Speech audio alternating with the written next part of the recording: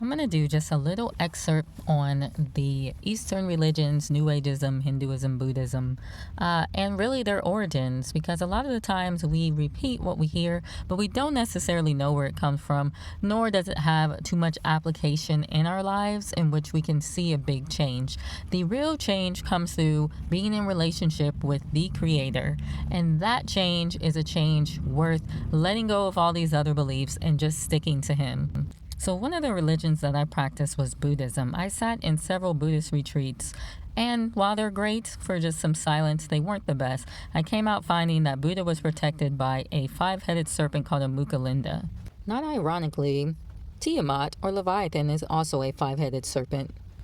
It is said that 6 weeks after Gautama Buddha began meditating under the Bodhi tree, the heavens darkened for 7 days and a prodigious rain fell. However, the mighty king of serpents, Mukalinda, came from beneath the earth and protected with his hood the one who is the source of all protection. When the great storm had cleared, the serpent king assumed his human form, bowed before the Buddha, and returned in joy to his palace.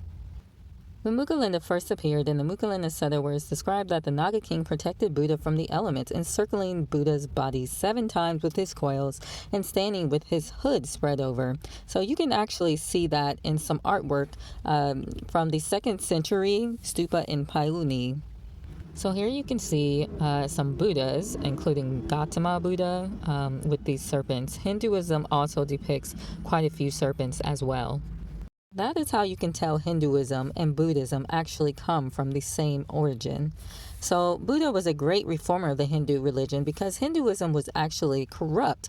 Buddha saw what was going on in the Hindu religion, which was a caste system. So in Hinduism, they feel as though if you are at the bottom of the bottom, it's because what you did in your past life. If you are at the top, then it's because you did really well in your past life. But it causes an issue because you're not helping the people at the bottom. This could be why they were called infidels. I saw that when I was in India, which is exactly why I did not want to continue with the religion.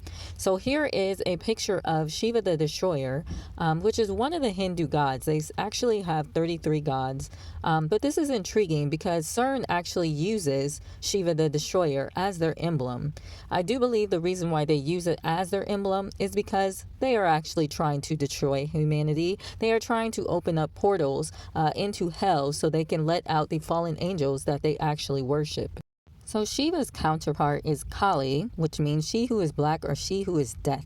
She's the goddess of time, doomsday, and death, the black goddess, feminine form of Sanskrit Kala, times doomsday, death, or black. Kali's origins can be traced to the deities of the village, tribal, and mountain cultures of Southeast Asia. Although depicted in many forms through South Asia, Kali is most often characterized as black or blue, partially or completely naked, with a long lolly tongue, multiple arms, a skirt or a girdle of human arms. Interesting. A necklace of decapitated heads, as she is the goddess of doomsday, and her husband, the god Shiva, who she lies prostrate on. Many of those portrayals depict her sticking out her tongue, which is sometimes said to indicate her surprise and embarrassment at discovering she has trampled all over her husband Shiva. I think I know some women that probably worship this goddess unknowingly. So Shiva kind of reminds me of Abaddon. Abaddon is the god of destruction, the angel that is given the key to open the bottomless pit. So, could be the same? Either way, it's not something that I would personally want to be worshiping. Just to show you how often these people know about these different gods and goddesses, here we have some game with Abaddon the Despoiler or the Destroyer, and it's interesting because it says Astarte's warrior. Astarte could possibly be Kali. Astarte is the same as Ishtar, Isis, Oshun in the West African religion, and represents basically the goddess of fertility and these kinds of things, which Kali is said to represent motherly love at some point. And for all you New Agers, Astarte is also Gaia, Mother Earth. So in Hinduism, there are 33 gods or Tridasha.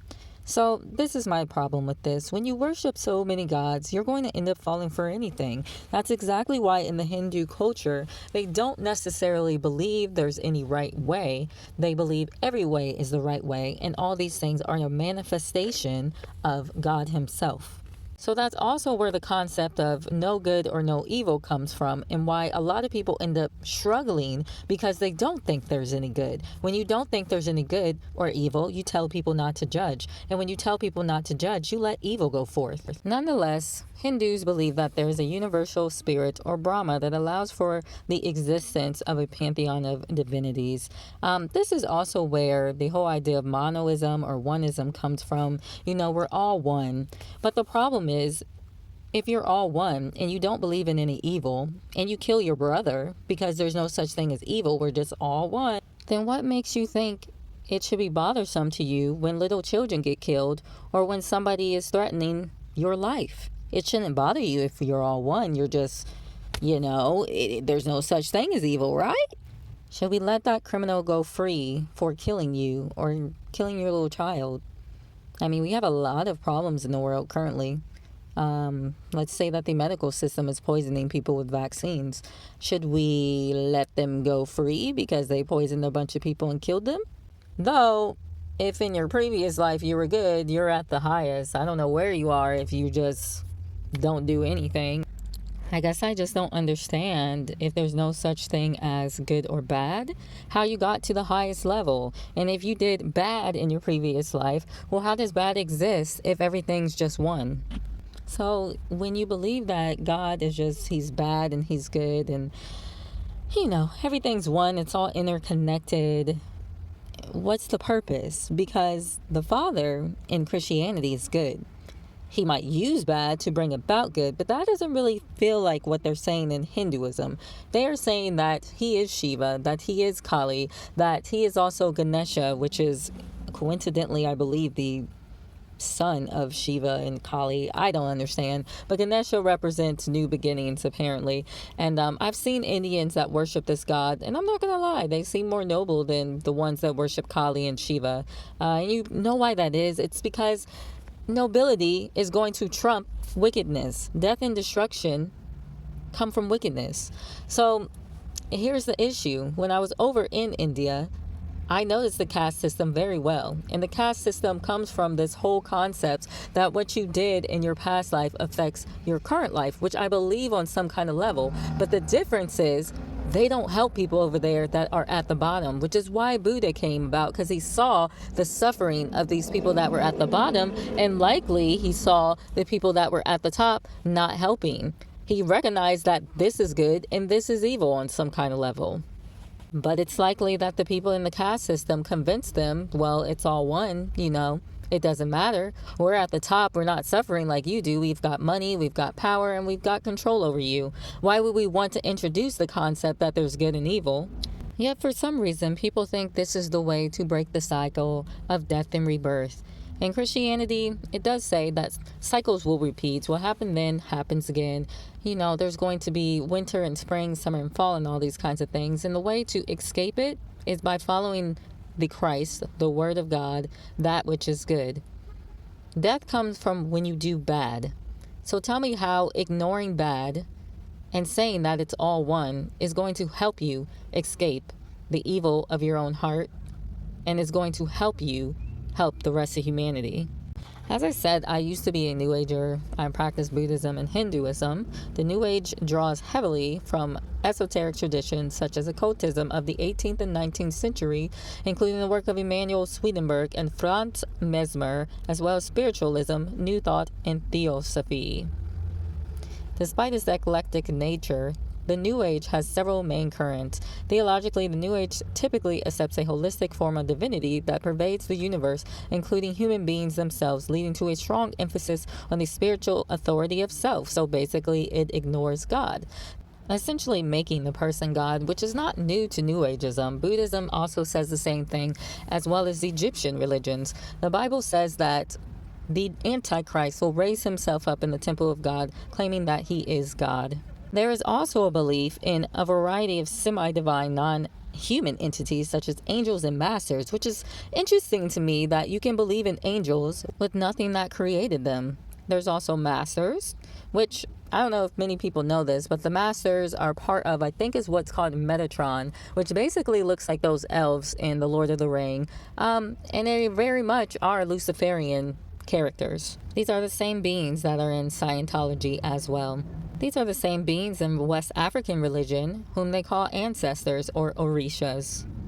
A further major influence on the New Age was the Theosophical Society, an occult group co-founded by the Russian Helena Blavatsky in the late 19th century. In her books Isis Unveiled, who's Isis? Also Ishtar, also Gaia, also the mother goddess, also whom we mentioned earlier. Blavatsky claimed that her society was conveying the essence of all world religions, and it thus emphasized a focus on comparative religion. So you see, New Ageism takes a little bit from here, a little bit from there. To me, there's no real guidance, and that's not to be disrespectful. That is something that I experienced practicing it. This is the same concept of monoism. You don't believe that there is one right way. You believe that we are all one. And so, okay, if we're all one, well, you shouldn't do that if we're one. Okay, so where does the concept of good versus evil come in again? You believe everything, you're going to fall for anything. Although there had been an established interest in Asian religious ideas in the U.S. from at least the 18th century, many of these new developments were variants of Hinduism, Buddhism, Sufism, which had been imported to the West from Asia following the U.S. government's decision to rescind the Asian Exclusion Act. So this is intriguing. Thoth is actually an Egyptian god, and the New Age ideology says the age of Aquarius, the five elements, and the pentagram, Lucifer as a personification of enlightenment, Thoth, God is a man and man is God, spirit guides, pantheism, sensual indulgence, spiritual rebirth. So these are things in which New Ageism promotes and is the same exact thing as Luciferianism. Now, this is interesting. This is a quote from Anton LaVey, the founder of the Satanic Church. In the scores of books lining the shelves of New Age bookstores, there are instructions for guided meditation, creative visualizations, out-of-body experiences, getting in touch with your spirit guides, fortune-telling by cards, crystal balls, or stars. What if Satanists reclaimed these for their own dark purposes and integrated them into rituals dedicated to the devil where they rightfully belong because they came from there? New Agers have freely drawn upon all manner of satanic material, adapting it to their own hypocritical purposes. But in truth, all New Age labeling is again trying to play the devil's game without using his infernal name. Anton LaVey quoted in the Church of Satan, B. Barden, page 107. There is the term polarity brought up, which is simply dualism or yin and yang. The principle of yin and yang is from Chinese philosophy, and it's that all things exist in separable and contradictory opposites. Examples of yin and yang are dark and light, old and young, male and female, a pair of equal opposites, both attract and complement one another. So basically, they're saying that darkness complements the light. In theology, for example, a dualist is someone who believes that good and evil, or God and the devil, are independent and more or less equal forces in the world. So this is interesting to me because it's untrue. God is above the devil. God created angels. They fell, and now we have devils and fallen angels. God can very much exist without the devil. Can the devil exist without God? No. Light and dark are not equals. The light always overcomes the dark. It might be dark for a long time, but the light is definitely greater. Ask anyone who has been dealing with depression and has been freed of it. Like myself. Here is a picture of the Baphomet, the dualist goat he-she demon. As is above, will be below, the same as dualism. As you can see, you've got the whole black and white theme going on. And he's got two serpents at his belly, which looks a lot like the medical symbol, by the way. And you have the magician also doing the same hand signals, and you will see the five-pointed star on the left as well. So bringing up theosophy again, it sounds a lot like Buddhism. It teaches that the purpose of human life is spiritual emancipation and says that the human soul undergoes reincarnation upon bodily death according to the process of karma. It promotes values of universal brotherhood and social improvement, though it doesn't stick to any moral ethical codes. That picture up in the top right is also known as the Eliphaz Levi symbol of Solomon. So there is a Star of David in the middle, and the Ouroboros, I think I'm pronouncing it right, which is basically the serpent eating itself. It's incorporated with the hexagram, which a lot of people know as the Star of David or Seal of Solomon, and it's an entwined figure of two images of God, one of light, mercy, and spirituality, and the other darkness, material, and vengeance. So it's no different than saying that, hey, God is both light and dark. He's everything. He's Shiva, he's Kali, he's Ganesha. But then, if he's everything and you're God, so that means you're everything.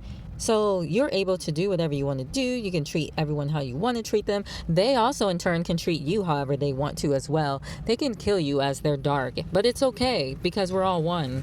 Who defines light and dark? And if they're equal, why does it matter that you draw a difference between them?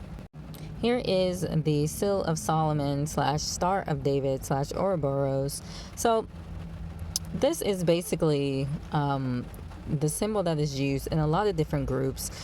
Oh, I didn't even notice this. So in the middle, there seems to be a cross, which looks like the cross of Baal, which in the Bible is this bull demon. It is the Canaanite god as well. His name is El or Yahweh. So you'll hear a lot of people using those names because they're out here to fool us. So basically, they're saying that God is both the God of the heavens and the God of the underworld. And while I believe that he is in control of both, I do not believe that the Father is evil by any means. This star actually is related to Saturn as well. On the bottom of Saturn is a six-sided shape, which is known as a hexagon. So as you can see, there's a hexagon at the bottom of Saturn. Black cube. The black cube is symbolic of Saturn because of occult beliefs in symbolizing the three-dimensional world we live in as a symbol for matter. One of the oddest things surrounding Saturn worship is the observance of the NASA Voyager and Cassini mission made when they were taking photos of the poles of Saturn. There is an unexplained hexagon-shaped vortex storm on the North Pole of Saturn that you can see in the public domain. A hexagon is actually a flattened out cube when viewed at it three-dimensionally, so I find it odd that the ancient occult practices somehow knew this and worshipped it before the photographs were taken. Well, yes, because they were getting knowledge from fallen angels, just like the people that they talk about in the New Age religion. It's the same thing. The beast Aleister McCrowley, talked about him before. He was basically an occultist. He brought New Ageism and yoga over here, popularized it. Was an avid lover of little boys. But anyway, he left a heritage of Thelema followers, and one of them was the Brotherhood of Saturn. This magical order was similar to the other occult groups, whether it be New Age, Freemasonry, or Thelema. They all revolve around the idea of mastery of occult knowledge, as is above, so below. So you have a little boy lover occultist who is basically promoting dualism, or the yin and yang, or polarity, as you mentioned. And he was promoting this in order to advance and evolve oneself in a series of steps and rituals. The Brotherhood of Saturn incorporates 33 steps to achieve the full spectrum of enlightenment, which is interesting because enlightenment, of course, is used in Buddhism, but at the 33 level of Freemasonry, they learn that their god is Lucifer, similar to the Scottish Rite of Freemasonry, who also incorporates 33 degrees. The end of the path for a member of the Brotherhood of Saturn is self-deification, so you become a god. An important concept in Thelema and seen in the realm of music, with musicians making themselves godlike: Kanye, Yeezus, Jay-Z, Hova, Beyonce, bassists, etc. That is also why you'll see an onslaught of celebrities throwing up what is called the 666 or the Lotus signal, like Justin Timberlake here. Not by coincidence, he is featuring the rap group called 3-6 Mafia. Justin also has a song called Love, Sex, Magic. The ancient Egyptians believed that the world arose from a lotus that grew from the belly of Nu. This flower is also connected to resurrection or reincarnation because of the way that its seeds can lie dormant for centuries and then grow into a plant in the right conditions. In the East, it is a symbol of spiritual enlightenment as well as fertility and sexuality. In the West, European magic, the lotus is often used in consecration in the sex magic, and the flowers are associated with nymphs. It's very interesting because when you see artists, oftentimes they are trying to promote some kind of sexuality. That's how you are drawn to them. That's how I used to be very drawn to NSYNC myself, where Justin Timberlake comes from.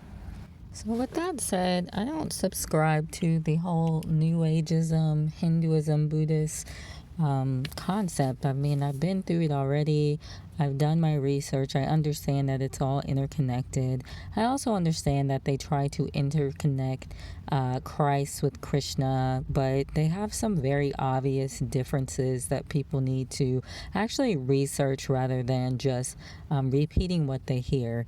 I personally have had not only depression, but cancer. There's a reason why the concept of Yeshua, who is the Messiah, being the Word of God is so important, because we often take in words into our minds, into our hearts, into our spirits, and we follow those words. And these are the things that lead to death of ourselves and death of the rest of humanity. What we say and how we act has an effect on people, whether we think it does or not. So I don't know if you've ever seen the YouTube with the plants that they spoke down to and the plants that they spoke great things to. So the plant that they spoke down to ended up withering and dying, and the plant that they spoke life to ended up flourishing. It lived a lot longer. The Father's words are literally the words of life that give us life. They give us light. They help us flourish. Light is a good thing, and it is not equal to darkness. Though, like I said before, the Father will use darkness, or he will use evil to bring you to the light. That is the concept. God is the light. Words actually hold frequencies. So there are words and intentions behind those words that can actually cause somebody to go into destruction. There are words with higher frequencies, languages even with higher frequencies, and intentions with higher frequencies. And when you operate out of those, that's when people have life. But there is the whole concept of reaping what you sow. And so this is what I think Buddhism and Hinduism are talking about concerning karma. But at the end of the day, when you reap what you sow, sometimes it can be very quickly. And what is the light?